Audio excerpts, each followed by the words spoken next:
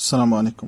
گلدستہ مغفرت مایوس کیوں کھڑا ہے حضرت مولانا محمد یونس پالنپوری رمضان کے آخری رات میں تمام روزے داروں کے گناہ معاف. دوسری حدیث پیج نمبر 177 حضرت جابر بن عبداللہ رضی اللہ تعالی عنہم سے روایت ہے کہ آپ صلی اللہ علیہ وسلم نے فرمایا میری امت کو رمضان کے بارے میں 5 چیزیں مخصوص طور پر دی گئی ہیں جو پہلے کسی نبی علیہ الصلوۃ والسلام کو نہیں ملی ہے.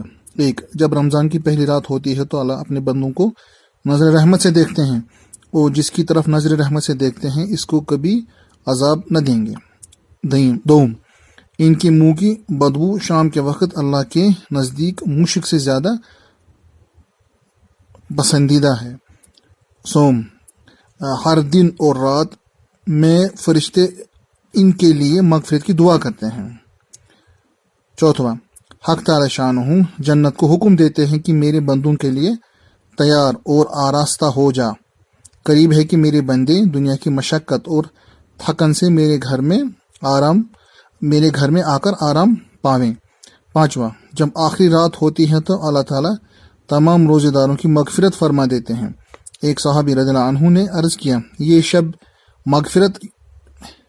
قدر ہے؟ فرمایا نہیں. کیا تم نے مزدوروں کو نہیں دیکھا جب وہ اپنے کام سے فارغ ہو جائیں تو ان کو پوری مزدوری دی جاتی ہے.